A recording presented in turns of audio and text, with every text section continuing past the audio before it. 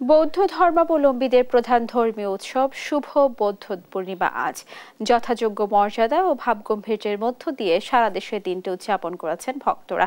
এ বিষয়ে জানাতে রাজধানীর মেরুল বাজার আন্তর্জাতিক বৌদ্ধ বিহার থেকে সরাসরি যুক্ত হচ্ছেন সহকর্মী মাঝারুল ইসলাম। মাঝার, আপনি নিশ্চয়ই আমাকে শুনতে পাচ্ছেন। মাঝার, যেমনটি বলছিলাম, আজকে শুভ বৌদ্ধ পূর্ণিমা। বুদ্ধ পূর্ণিমার কি কি কর্মসূচি রয়েছে আমাদেরকে বিস্তারিত জানাবেন।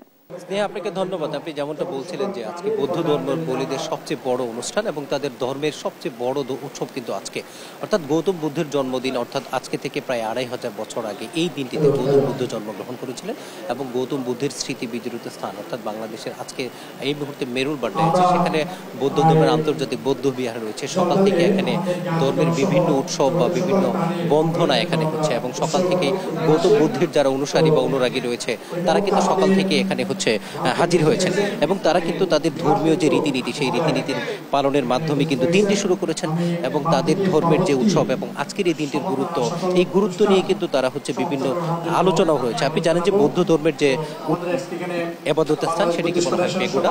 সকাল থেকে বিভিন্ন পেগোডা অর্থাৎ রাজধানী সহ বাংলাদেশের বিভিন্ন পেগোডায় কিন্তু তার যারা অনুসারী আছেন তারা কিন্তু বিভিন্ন রীতিনীতির মাধ্যমে গৌতম বুদ্ধকে তারা স্মরণ করছেন। আপনি জানেন যে গৌতম বুদ্ধ, যিনি বৌদ্ধ ধর্মের প্রবর্তক, গৌতম বুদ্ধ জন্মগ্রহণ করেছিলেন নেপালের লুম্বিনী গ্রামে। গৌতম বুদ্ধ প্রথম জীবনে একজন সাধারণ মানুষের মতো জীবনযাপন করেছেন, কিন্তু একটা পর্যায়ে তার মনে হয়েছে তিনি যে জীবনে আছেন এই জীবন থেকে স্রষ্টার কাছ থেকে বেশি কিছু পাওয়া যাবে না, অর্থাৎ স্রষ্টার কাছে তিনি আরো বেশি কিছু পাওয়ার আশায় এবং মানুষ যেন নির্বাণ লাভ করে, মানুষ যেন স্রষ্টার কাছ থেকে কিছু পায়, এই জন্য তিনি কিন্তু প্রায় দীর্ঘ ৬ বছর অর্থাৎ নৈরঞ্জনা নামক নদীর তীরে বোধিবৃক্ষ নামক একটি গাছের নিচে তিনি ৬ বছর সেখানে তার ধর্মীয় রীতিনীতি পালন করেছেন এবং একটা পর্যায়ে তিনি নির্বাণ লাভ করেছেন। আপনি জানেন যে বৌদ্ধ ধর্মের প্রধান যে রীতি সেটা হচ্ছে অহিংসা পরম ধর্ম। আমরা যদি এখানে যারা আছে তাদেরকে একটু বৌদ্ধ ধর্মের রীতি সম্পর্কে একটু জিজ্ঞেস করি যে আজকে আপনাদের এই একটু বলবেন যে আপনাদের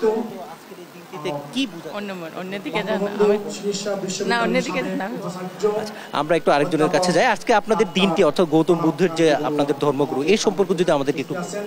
আজকে আমাদের গৌতম বুদ্ধ এই দিনে জন্মগ্রহণ করেছিলেন, এই দিনে বুদ্ধত্ব লাভ করেছিলেন, এই দিনে মহাপরিনির্বাণী লাভ করেছিলেন। এই জন্য আজকের দিনটা আমাদের যারা বুদ্ধ ধর্মাবলম্বী আছি খুব অত্যন্ত গুরুত্বপূর্ণ দিন হিসেবে আমরা আজকে স্বতঃস্ফূর্তভাবে আমরা পালন করতেছি।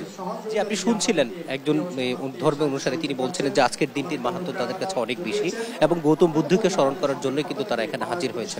আমরা আরেকজনের কাছে একটু শুনবো যে আজকের ধর্ম নিয়ে আপনি যদি একটু আপনার আজকের দিনটি নিয়ে কিছু বলতেন, একটু শুনতে চাই আজকের দিনটি সম্পর্কে। আজকে হলো আমাদের শুভ বুদ্ধ পূর্ণিমা, বুদ্ধের তৃষিত বিজড়িত আজকে বুদ্ধত্ব লাভ করছে, পরিনির্বাণ লাভ করছে। সব আমাদের এই বৌদ্ধদের জন্য এটা বড় একটা অনুষ্ঠান, ভালো যাতে সবার মঙ্গলময় হোক, আশীর্বাদ এইটাই কামনা সবার জন্য। আপনি যেমনটা শুনছিলেন যে সবার মঙ্গল কামনা করে, অর্থাৎ শুধু বৌদ্ধ ধর্মের মানুষ না, অর্থাৎ যারা এই দেশে বসবাস করে সবার জন্যই কিন্তু তারা মঙ্গলের কথা বলেছেন। অর্থাৎ বাংলাদেশে একটি সাম্প্রদায়িক মুক্ত বাংলাদেশ, অর্থাৎ সহপ্রীতির বাংলাদেশ, অর্থাৎ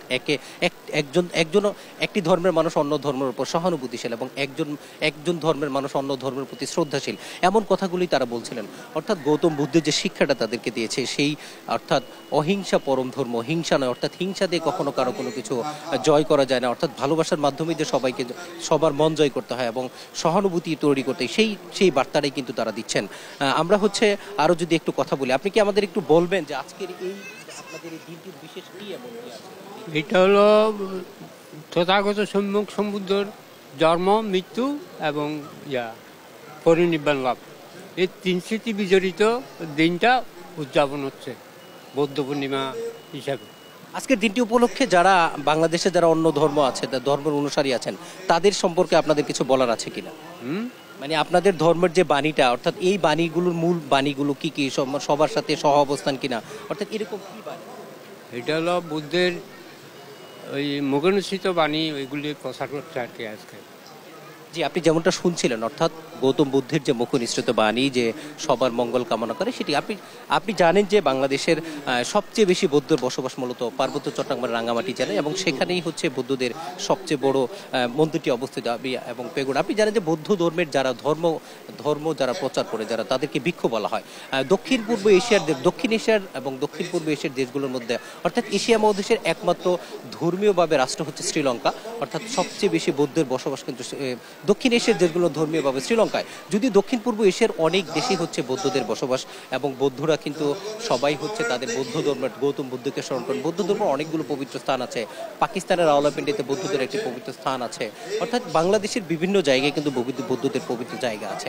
আপনি জানেন যে মেরুলবাটের এই জায়গাটিতে, অর্থাৎ এখানে যারা বৌদ্ধ ধর্মের অনুসারী আছেন, যারা তাদের বৌদ্ধ ধর্মের অনুসারী মানে তাদের গুরুকে স্মরণ করছেন, এখানে যেন কোনো নিরাপত্তার ঘাটতি না হয়, এজন্য কিন্তু সকাল থেকে পুলিশের অনেক ফোর্স এখানে কাজ করছেন। একই সাথে সাদা পোশাকে পুলিশ কাজ করছেন, এবং আইন শৃঙ্খলা রক্ষার জন্য কোনো অবনতি না হয় সেই জন্য কিন্তু আইন শৃঙ্খলা রক্ষাকারী বাহিনীর অনেক সদস্য এখানে মোতায়েন করা আছে। একই সাথে সরকারের ঊর্ধ্বতন অর্থাৎ ধর্মমন্ত্রী ফরিদুর রহমানের এখানে আসার কথা রয়েছে, এবং আপনি জানেন যে প্রধানমন্ত্রী বিশেষ সহকারী ব্যারিস্টার বিপ্লব বড়ুয়ার এখানে আসার কথা রয়েছে। একই সাথে এখানকার সার্বিক নিরাপত্তা পরিস্থিতি নিয়ে কিন্তু পুলিশ প্রধান চৌধুরী আব্দুল আল মামুনের এখানে আসার কথা রয়েছে, এবং সার্বিক ব্যবস্থাপনা নিয়ে ওনার একটা ব্রিফও করার কথা রয়েছে। অর্থাৎ সব মিলিয়ে নিরাপত্তার জন্য কোনো ঘাটতি না হয়, এবং এখানে যেন কেউ বিশৃঙ্খলা সৃষ্টি করতে না পারে, সেই দিকে কিন্তু পুলিশ হচ্ছে যথেষ্টভাবে কাজ করে যাচ্ছেন।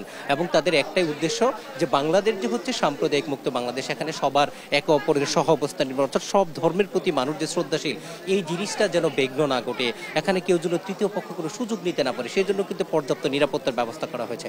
আপনি দেখতেই পাচ্ছেন যে যারা অনুসারী আছেন তারা বিভিন্ন পূজা উপাসনার মাধ্যমে কিন্তু তারা তাদের ধর্মীয় রীতিগুলো পালন করছেন, এবং আজকের এই দিনটি উপলক্ষে সরকারি ছুটি ঘোষণা করা হয়েছে। একই সাথে প্রধানমন্ত্রী শেখ হাসিনা এবং রাষ্ট্রপতি শাহাবুদ্দিন আহমেদ তারা কিন্তু পৃথক পৃথক বাণী দিয়েছেন আজকের দিনটি উপলক্ষে। একই সাথে বঙ্গভবনে অর্থাৎ রাষ্ট্রপতির উদ্যোগে অর্থাৎ বৌদ্ধ ধর্মাবলীদের নিয়ে হচ্ছে একটি বিকেল বেলা একটি অনুষ্ঠানের আয়োজন করা হয়েছে। সেই অনুষ্ঠানে ভাষণ দেওয়ার কথা রয়েছে মহামান্য রাষ্ট্রপতির, এবং সেই সাথে যারা বৌদ্ধ ধর্মের যারা ধর্মীয় গুরু বা নেতা রয়েছে তারা কিন্তু সেখানে উপস্থিত হওয়ার কথা রয়েছে। সব মিলে বৌদ্ধ ধর্মের অর্থাৎ বাংলাদেশের যে রীতিনীতি, সেই রীতিনীতি অনুযায়ী কিন্তু পালিত হচ্ছে। যে বৌদ্ধ ধর্মের একটি নীতি হচ্ছে পঞ্চশীল নীতি, সেখানে জুয়া, ব্যভিচার, মাদকাসক্তির জিনিসকে কিন্তু নিরুৎসাহিত করা হয়েছে। আপনি জানেন যে বৌদ্ধরা অর্থাৎ বৌদ্ধ ধর্মের অনুসারী বাংলাদেশের জনসংখ্যার আকারে খুব বেশি না হলেও যারা আছেন তারাই কিন্তু এখানে যুগ যুগ ধরে তাদের ধর্মীয় রীতিনীতি খুব সুন্দরভাবে এবং কোনো রকমের বাধা বিঘ্ন ছাড়াই কিন্তু তারা তাদের ধর্মীয় রীতিনীতি পালন করে যাচ্ছেন। এবং বাংলাদেশের আবহমান কাল থেকে কিন্তু বৌদ্ধরা ছিল এবং এখনো তারা আছে, যদিও যা বাংলাদেশের যে জনসংখ্যা সেই জনসংখ্যার অনুপাতে বৌদ্ধদের সংখ্যা বাংলাদেশে খুব বেশি না, যার ফলশ্রুতিতে বাংলাদেশে বলা হচ্ছে যে সেই পরিমাণে বৌদ্ধ না থাকলেও বৌদ্ধদের যে রীতিনীতি তার কিন্তু কোনো অংশেই কম নয়, এবং তারা কিন্তু তাদের সেই রীতিনীতি পালন করে যাচ্ছে। আপনি জানেন যে বৌদ্ধ ধর্মের যিনি গৌতম বুদ্ধ তিনি তাদের মূলত এই ধর্মের প্রবর্তক, এবং আজকে তার জন্মদিন, এবং তিনি যে এই একই দিনটিতে তিনি প্রায় 2500 বছর আগে তিনি নির্মাণ লাভ করেছিলেন, এবং এর মধ্যে দিয়েই মূলত কিন্তু বৌদ্ধ ধর্মের রীতিনীতি পালিত হচ্ছে।